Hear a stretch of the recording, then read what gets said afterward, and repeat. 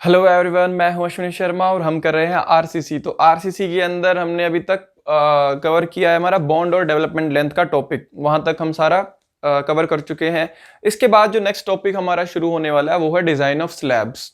Slabs के design से पहले हम दो रिकमेंडेशंस हमारी आईएस कोड की है, पहले उनके बारे में जान लेते हैं, फिर हम मूव करेंगे डिजाइन ऑफ स्लैब्स की तरफ। तो स्लैब्स के डिजाइन के अंदर हमें ये रिकमेंडेशंस जो प्रोविजंस हमारे आईएस कोड ने दिए हैं, ये रिकमेंडेशन और प्रोविजंस हमें जाननी जरूरी है। इसके बाद हम डिजाइनिंग शुरू करते हैं। तो क्या बोलता है आईएस कोड हमारा, ये देखिए। प्रोविजन नंबर 26.2.3.4 क्या बोलता है? नेगेटिव मूवमेंट रीइंफोर्समेंट के बारे में बोलता है।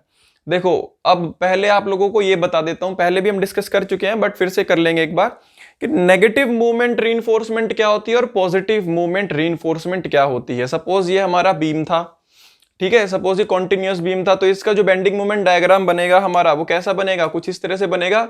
ये क्या है हमारा? Bending moment diagram. तो बेंडिंग मोमेंट डायग्राम हमारा ऐसे बन रहा है। तो मैंने देखा यहाँ पे पॉजिटिव बेंडिंग मोमेंट आ रहा है, यहाँ पर सपोर्ट्स के ऊपर क्या आ रहा है? Negative bending moment. फिर से इधर पॉजिटिव आ रहा है। तो जो बिहेवियर है बेंडिंग मोमेंट का वो क्या कर रहा है? वेरी कर रहा है support to support.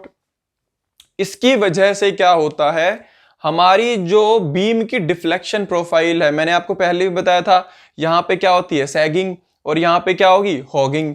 Hugging bending moment को ही हम नेगेटिव बोलते हैं और सैगिंग को पॉजिटिव बोलते हैं। यहाँ पे हमारी जो जो बीम होगा वो नीचे की तरफ डिफ्लेक्ट करेगा और यहाँ पे ऊपर की तरफ उठने की कोशिश करेगा।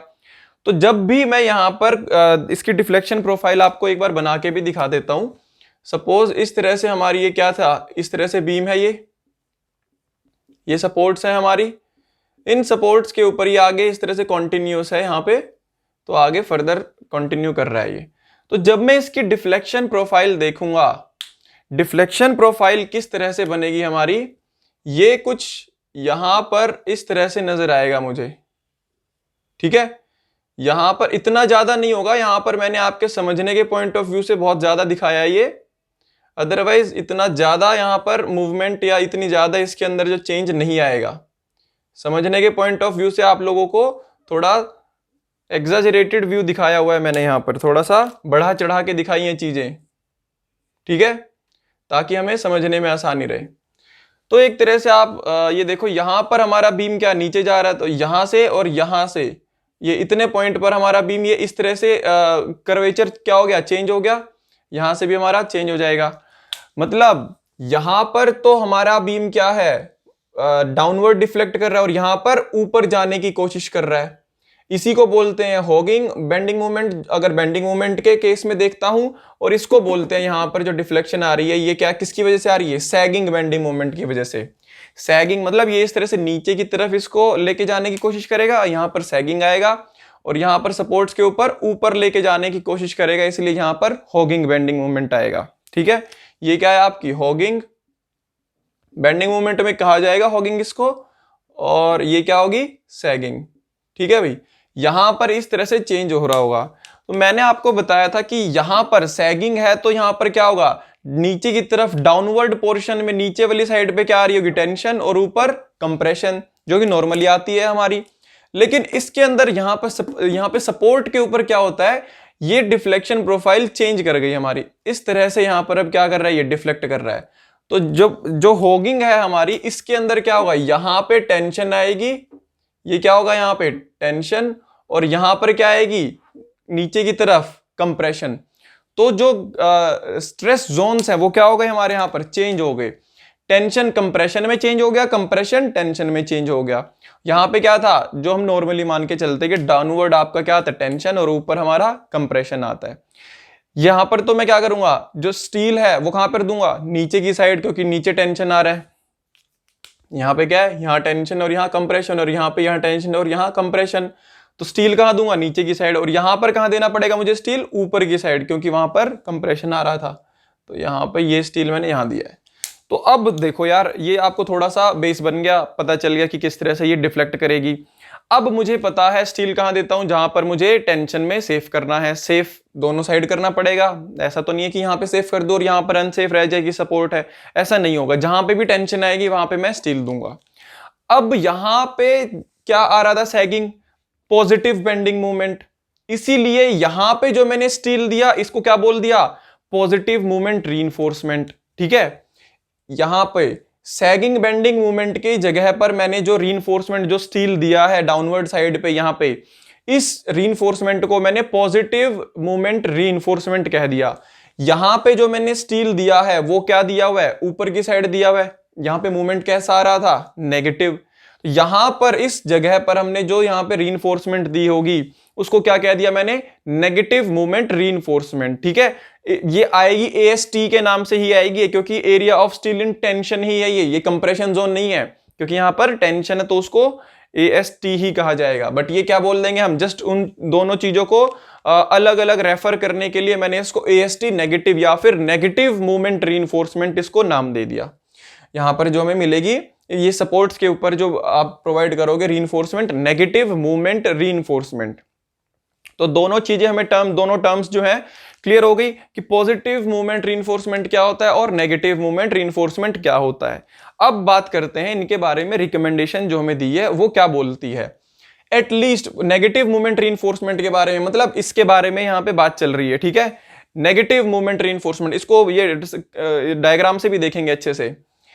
नेगेटिव मूवमेंट रीइंफोर्समेंट का मतलब हमने समझ लिया। अब इसके बारे में देखो रिकमेंडेशन क्या है, at least 1/3 of the negative movement reinforcement. मतलब जो आपने एएसटी दिया होगा नेगेटिव में, उसका 1/3 हिस्सा shall be extended beyond the point of inflection। Point of inflection क्या होता है, डिफ्लेक्शन प्रोफाइल में जहां पे आपका कर्वेचर चेंज होता है। ठीक है, कर्व की शेप चेंज होती है बेसिकली। यहां पे ये सैगिंग था, यहां पे ये हॉगिंग हो गया। यहां पे ये जो पॉइंट्स मिल रहे हैं आपको, ये पॉइंट्स ऑफ इन्फ्लेक्शन होते हैं। ये पॉइंट हो गया और ये पॉइंट हो गया। डिफ्लेक्शन प्रोफाइल में ये क्या है आपकी, डिफ्लेक्शन प्रोफाइल। डिफ्लेक्शन प्रोफाइल, यहां पे ये पॉइंट्स क्या कहलाएंगे, points of inflection. Points of inflection या XION भी बोल देते हैं स्पेलिंग मतलब इसकी। तो पॉइंट्स ऑफ इन्फ्लेक्शन ये भी आपका, ये भी क्या होगा, ये भी पॉइंट ऑफ इन्फ्लेक्शन ही है। यही सेम पॉइंट, यही दोनों पॉइंट जब मैं यहां पर देखूंगा तो यहां पर सपोज ये इधर ऐसे आपको नजर आ रहा है, ये यहां पे इधर नहीं आएगा, क्योंकि इसकी डिफ्लेक्शन प्रोफाइल जब मैं देखूंगा तो यहां पे कैसी हो जाएगी, स्ट्रेट हो जाएगी ना। यहां पे तो ये खत्म हो रहा है, तो यहां पे ये कुछ इस तरह से नजर आएगा मुझे, ये ऐसे। तो यहां पे ये ऐसे नजर आएगा। यहां पे मैं ये दोनों बता सकता हूं आपको कि ये भी आपका क्या है, पॉइंट ऑफ इन्फ्लेक्शन है। यहां से ज्यादा क्लियर होगा, आपको क्लैरिटी बनेगी। तो यहां पे जब मैं पॉइंट ऑफ इन्फ्लेक्शन इसका ड्रॉ करता हूं तो वही दोनों पॉइंट्स मुझे यहां पे बेंडिंग मोमेंट डायग्राम में क्या मिलते हैं, क्या बोलता हूं मैं उनको, पॉइंट ऑफ कॉन्ट्राफ्लेक्चर। पीओसी से मैंने यहां पे डिनोट किया हुआ है। पॉइंट ऑफ कॉन्ट्राफ्लेक्चर हमारे यही पॉइंट्स जो दोनों यहां पर मुझे पॉइंट्स ऑफ इन्फ्लेक्शन दिख रहे हैं, वही यहां पर पॉइंट ऑफ कॉन्ट्राफ्लेक्चर कहलाएंगे बेंडिंग मोमेंट डायग्राम में। ठीक है, अब देखो, shall be extended beyond the point of inflection up to a distance of d12.5 lc/16। इन तीनों में से जो मैक्सिमम आएगा उतना डिस्टेंस एक्सटेंड करूंगा। क्या बोलता है समझो इसको। अब जो आपने नेगेटिव मूवमेंट रीइंफोर्समेंट दी है उसका 1/3 हिस्सा क्या करूंगा मैं, एक्सटेंड करूंगा पॉइंट ऑफ इन्फ्लेक्शन के बाद भी। मतलब सपोज ये हमारा बीम था, नेगेटिव रीइंफोर्समेंट यहां पे मिलेगी हमें, नेगेटिव मूवमेंट रीइंफोर्स मतलब एएसटी नेगेटिव। यहां पे जो मैंने ये जो रीइंफोर्समेंट दी हुई थी नॉर्मली, ये जो रीइंफोर्समेंट मैं देता हूं, ये क्या करूंगा, ये इससे आगे इधर और इधर एक्सटेंड कर दूंगा। कहां, किसके, पॉइंट ऑफ इन्फ्लेक्शन। मतलब यहां पे मेरे को क्या दिखेगा, पॉइंट ऑफ कॉन्ट्राफ्लेक्चर। इस पॉइंट के आगे ये जो डिस्टेंस मैंने बढ़ाया हुआ है, ये यहां से आगे कितना डिस्टेंस एक्सटेंड करना है मुझे, इतना डिस्टेंस एक्सटेंड करना है। इन तीनों में से जो भी आपका मैक्सिमम आएगा उतनी लेंथ मैं यहां पर एक्सटेंड कर दूंगा आगे की तरफ। कहां से डिस्टेंस लूंगा, पॉइंट ऑफ कॉन्ट्राफ्लेक्चर बीएमडी में। और डिफ्लेक्शन प्रोफाइल में देखूंगा तो यही पॉइंट पॉइंट ऑफ इन्फ्लेक्शन कहलाएगा। ठीक है, तो इस पॉइंट से इतना डिस्टेंस मुझे एक्सटेंड करना है। कितना सरिया एक्सटेंड करना है, 1/3। मतलब 1/3 का मतलब ये नहीं है कि मैं इसकी लेंथ का 1/3 इधर एक्सटेंड करूंगा, ऐसा नहीं है। 1/3 का मतलब ये है कि सपोज मैंने 9 स्टील बार्स प्रोवाइड किए हैं, यहां पे 9 सरिये अगर दिए हैं तो 9 का 1/3 हिस्सा मतलब 3 सरिये मुझे इससे आगे बढ़ाने पड़ेंगे लेंथ के। ठीक है, लेंथ के अंदर। मतलब हमारे जो 6 सरिये होंगे वो तो मैंने इतनी लेंथ तक प्रोवाइड कर दिए, बाकी के जो 3 होंगे वो मैं आगे बढ़ा दूंगा सरिये। ठीक है, ये इसके प्लान व्यू से भी देखेंगे जैसे जो मैं आपको बता रहा हूं। ये चीज क्लियर सबको? मुझे पता चल गया। अब यहां पे मैंने ये अलग अलग दिखाए हैं, बट ये है क्या, सेम ही लाइन में है ये। ठीक है, ऐसे रखे हुए हैं, जैसे ये तीनों मार्कर हैं, ये जो मार्कर हैं हमारे, ये तीनों सेम लाइन में रखे हुए हैं, तो ये ऐसे ही एज इट इज प्लेस्ड है यहां पर। ठीक है, जस्ट शो करने के लिए मैंने इसको इसके ऊपर दिखाया है, ताकि ये बट ये ऐसे नहीं रखा हुआ कि ये इसके ऊपर है, ठीक है, या उसके नीचे है, सेम लाइन में है बिल्कुल, बट हमारे शो करने के लिए हमने यहाँ पे इसको अलग से दिखाया है। तो AST नेगेटिव के बारे में हमने यहाँ पे रिकमेंडेशन देख ली। दूसरी रिकमेंडेशन क्या बोली है, 26.2.3.3 के अंदर पॉजिटिव मूवमेंट रीइंफोर्समेंट के बारे में बात कर रहा है। पॉजिटिव मूवमेंट रीइंफोर्समेंट कहां दी होगी हमने, यहां पर। ठीक है, ये यहां पर पॉजिटिव बेंडिंग मूवमेंट आ रहा था, यहां पे मैंने पॉजिटिव मूवमेंट रीइंफोर्समेंट दी है AST पॉजिटिव, और ये क्या था, AST नेगेटिव। इसके बारे में क्या बोलते हैं, at least 1/3 of the AST positive must extend up to support. ठीक है, must extend up to support, 1/3 हिस्सा जो है AST पॉजिटिव का वो सपोर्ट के अंदर भी, सपोर्ट तक भी हमारा जाना चाहिए, up to LD/3 distance into the support. इतना डिस्टेंस LD क्या है हमारी, development length, LD/3 distance support के अंदर जाना चाहिए एट सिंपली सपोर्टेड एज। जो भी मेरा सिंपली सपोर्टेड किनारा होगा, उस सपोर्ट के LD/3 डिस्टेंस अंदर मेरा सरिया जाना चाहिए। कितना, 1/3, 1/3 हिस्सा, जितना भी मैंने दिया होगा। एक ये हो गई। दूसरी क्या है, at least 1/4 of the AST positive must extend up to LD/3 distance into the support at continuous edge. दोनों किनारों की बात कर दी है भाई, एक साइड सिंपली सपोर्टेड एज है, एक साइड आपका कॉन्टिन्यूअस एज है। ठीक है, एक साइड बीम कंटिन्यू कर रहा है, एक साइड बीम खत्म हो गया, आपका सिंपली सपोर्टेड किनारा है। तो सिंपली सपोर्टेड किनारे में सपोर्ट के अंदर 1/3 हिस्सा जाना चाहिए। ठीक है, 1/3, और कितना अंदर जाना चाहिए, LD/3।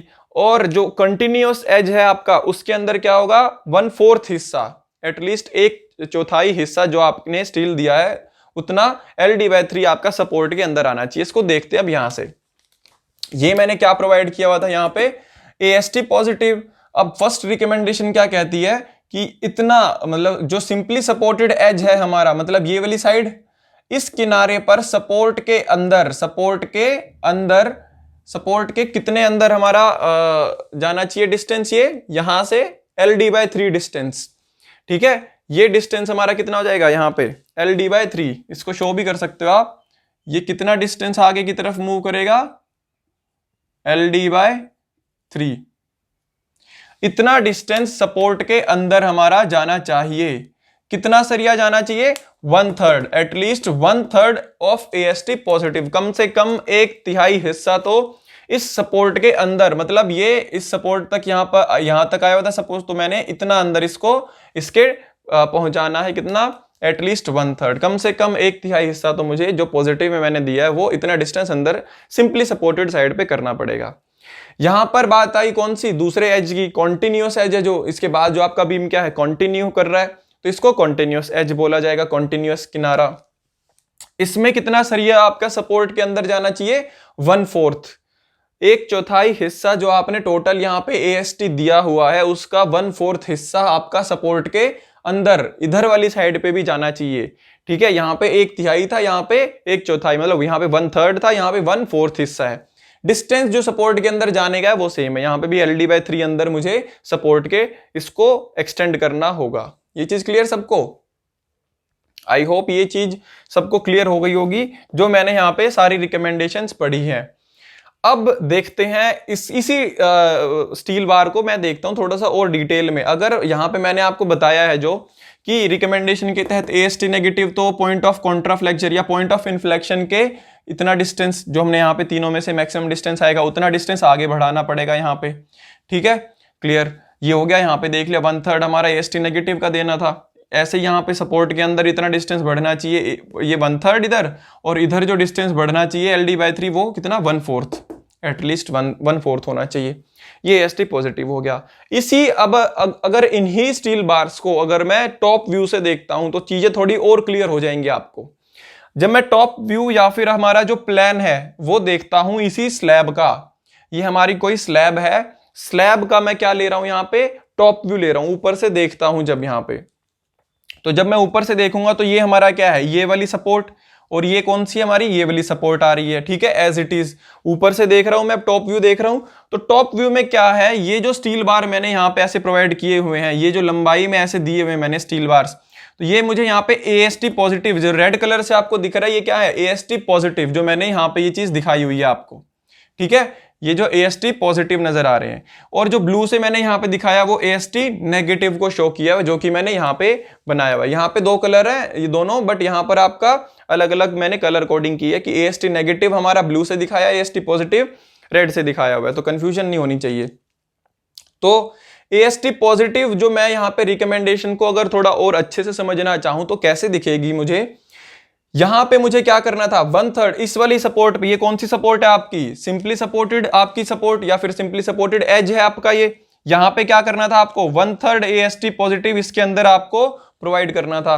तो सपोज आपके यहाँ पे आपने फर्स्ट जो सरिया है, फर्स्ट पहला जो आपका स्टील बार है वो आपने क्या किया, इस सपोर्ट के अंदर एक्सटेंड कर दिया, ठीक है। इसके बाद फिर एक सरिया और आपने प्रोवाइड किया बीच में, ये जो मैंने ब्लू कलर से दिखाया हुआ यहाँ पे, ये वाला यहाँ पे आ गया। फिर इसके बाद एक और मैंने यहाँ पे ऐसे प्रोवाइड किया, जो कि मैंने एक्सटेंड नहीं किया। इसके बाद जो नेक्स्ट सरिया होगा, नेक्स्ट स्टील बार भी मैं क्या करूंगा, सपोर्ट के अंदर यहाँ पे एक्सटेंड करूंगा।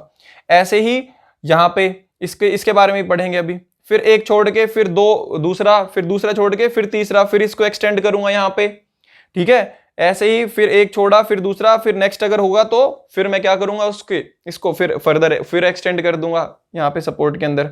ये 1/3 AST पॉजिटिव जितना भी मैं सरिया यहाँ पे दे रहा हूं उसमें 1/3 मैं यहाँ पे क्या कर रहा हूं, इसके अंदर एक्सटेंड कर रहा हूं, इस वाली सपोर्ट के अंदर।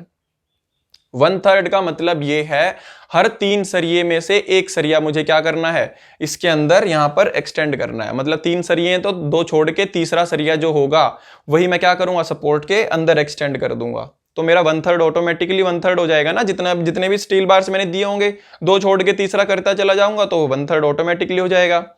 अब यहां पे क्या करना था मुझे, जो कॉन्टिन्यूअस एज था इस पे क्या करना था, 1/4, मतलब 3 छोड़ के चौथा जो हमारा स्टील बार होगा उसको मुझे फर्दर एक्सटेंड करना था। तो मैंने क्या किया, जो पहला सरिया इधर एक्सटेंड किया था वो इधर भी एक्सटेंड कर दिया था पहले ही। तो पहला सरिया मैंने इसके अंदर एक्सटेंड किया। इसके बाद क्या करूंगा, 1 2 3 छोड़ के चौथा फिर से इस सपोर्ट के अंदर एक्सटेंड कर दूंगा। फिर क्या करूंगा, 1 2 3 छोड़ के फिर से चौथा जो सरिया होगा वो इस वाली सपोर्ट के अंदर एक्सटेंड कर दूंगा। तो यहां से मुझे क्या हो गया, यहां से AST पॉजिटिव के बारे में पता चल गया कि AST पॉजिटिव जो मैं यहां पर दे रहा था वो मुझे कैसे नजर आ रहा है। ये चीज क्लियर सबको? इस तरह से हमने यहां पे देख लिया। अगर स्पेसिंग की बात करें ना, तो स्पेसिंग हमारी सपोज इस वाले रीजन में यहां पे क्या स्पेसिंग मिल रही होगी हमें, इस पर्टिकुलर एरिया के अंदर, ये सपोज 10 mm के बार हम यूज कर रहे हैं, या सपोज कितने भी आप लगा लो यार, इसको सपोज आप 16 mm के मान के चलो, 16 mm के बार हम यूज कर रहे हैं, और कितनी स्पेसिंग होगी इस पर्टिकुलर रीजन में, 300 mm की। सपोज ये इनके बीच में 100 का गैप है, 100 mm का गैप है, तो 100 यहां पर होगी, 100 200 और 300, तो दोनों के बीच में, 2 स्टील बार्स के बीच में इस पर्टिकुलर रीजन के अंदर कितनी स्पेसिंग है, 300 की, 300 mm सेंटर टू सेंटर हम स्पेसिंग दे रहे हैं। इस पर्टिकुलर रीजन की बात करें तो 100 mm है यहाँ पर, suppose 16 mm diameter at the rate 100 mm centre to centre spacing जो होगी यहाँ पे हमने। अब बात करते हैं इस रीजन में, अगर सिर्फ मैं AST पॉजिटिव की बात करूं तो पॉजिटिव की जो स्पेसिंग हो जाएगी वो 400 mm की हो जाएगी, अगर सिर्फ यहां पर AST पॉजिटिव होंगे। बट अब यहां पे हमारा AST नेगेटिव भी आ गया, सपोर्ट आ गई ना हमारी यहाँ पे। सपोर्ट के ऊपर मुझे कैसा नजर आएगा, यहाँ पे हॉगिंग बेंडिंग मूवमेंट आ रहा था, नेगेटिव बेंडिंग मूवमेंट मतलब, तो यहाँ पे मेरा बीम क्या कर जाएगा, शेप चेंज कर जाएगी, मतलब यहाँ पे स्ट्रेसेस क्या कर जाएंगी, जोन चेंज कर जाएंगी, टेंशन ऊपर चली जाएगी और कंप्रेशन नीचे आ जाएगी। तो अब मुझे क्या करना पड़ा था, यहाँ पे भी मुझे इसको सेव करना पड़ा था, तो स्टील मैं ऊपर दे रहा था। तो यहाँ पे AST नेगेटिव जो मैंने प्रोवाइड किया हुआ है वो मैं कुछ इस तरह से देखूंगा। तो सपोर्ट के ऊपर जो मैंने AST स्टील जो दिया हुआ है वो यहाँ पे मुझे नजर आएगा, इसके अंदर ये जो मैंने स्टील दिया हुआ है ये यहाँ पे ऐसे नजर आ रहा है। ये चीज क्लियर सबको? अब इसके अंदर मुझे कितना एक्सटेंड करना था, एटलीस्ट 1/3 ऑफ AST नेगेटिव। तो 1/3 है, तो सपोज पहला जो स्टील बार मैंने दिया हुआ है ये एक्सटेंड कर दिया। इसके बाद 1 2 छोड़ के तीसरा, फिर से 1 2 छोड़ के तीसरा, 1 2 अगर तीसरा भी होता, इसके आगे भी होता, तो वो एक्सटेंड करता मैं। कितना एक्सटेंड करना था? पॉइंट ऑफ कॉन्ट्राफ्लेक्शन या पॉइंट ऑफ इन्फ्लेक्शन के एक्सटेंड, इसके बाद एक्सटेंड करना है मुझे, इसके आगे। ये पॉइंट यहां पे आ रहा होगा सपोज, तो इसके बाहर, इधर भी इसके लेफ्ट साइड, ये पॉइंट सपोज इधर आ रहा है तो इसके इधर और इसके उधर, इतना एक्सटेंड करना है मुझे। ये जो मैंने यहाँ पे एक्सटेंशन दिखाई हुई है, तो ये इतना पॉइंट मैं इसके इधर और लेफ्ट और राइट साइड पे इसको बढ़ाऊंगा, एक्सटेंड करूंगा। ठीक है, जो भी हमें यहाँ पे रिकमेंडेशन के तहत हमें डिस्टेंस जो है वो दिया होगा। ये चीज क्लियर सबको? तो ये हमारा नेगेटिव मूवमेंट में है यहाँ पे, और ये पॉजिटिव मूवमेंट रीइंफोर्समेंट की। तो ये इस तरह से AST नेगेटिव नजर आएगा हमें और AST पॉजिटिव यहाँ पे देखने को मिलेगा जब मैं स्लैब का टॉप व्यू भी देखूंगा। तो ये रिकमेंडेशन हमारी पूरी की पूरी जो कोड का प्रोविजन है बेसिकली, वो हमें यहाँ से क्लियर हो गया कि क्या रिकमेंडेशन हमारा IS कोड जो है वो पॉजिटिव और नेगेटिव रीइंफोर्समेंट को लेके बोलता है। ये सारी रिकमेंडेशंस हमें फॉलो करनी पड़ती हैं जब मैं स्लैब को डिजाइन करूंगा और उसके बाद में रीइंफोर्समेंट प्रोवाइड करता हूं। तो जब मैं रीइंफोर्समेंट प्रोवाइड करता हूं तो डिस्टेंस जो है, गैपिंग जो हमारी होगी, वो मुझे पूरी पूरी ध्यान रखनी पड़ती है इन रिकमेंडेशंस की वजह से। प्रोविजंस हमारा कोई भी वायलेट नहीं होना चाहिए, सारे के सारे प्रोविजंस इसको फॉलो करवाने पड़ेंगे, अदरवाइज स्ट्रक्चर को फेल कर दिया जाएगा, रिजेक्ट हो जाएगा स्ट्रक्चर। क्योंकि कोडल प्रोविजंस अगर आप फॉलो नहीं करते तो आपका स्ट्रक्चर अनसेफ कंसीडर कर लिया जाएगा। तो अब यहाँ पे सारा का सारा हम देख चुके हैं कि किस तरह से हमें यहाँ पे समझ आएगा क्या, कैसे मैं इसको प्लेसिंग करूंगा स्टील बार्स की स्लैब के अंदर। अब थोड़ा बहुत स्लैब के बारे में यहाँ पे देख लिया, आप पूरा डिटेल में स्लैब का जो डिजाइन है वो देखते हैं नेक्स्ट आने वाली वीडियो के अंदर। तब तक के लिए पढ़ते रहिए और बढ़ते रहिए। Thank you.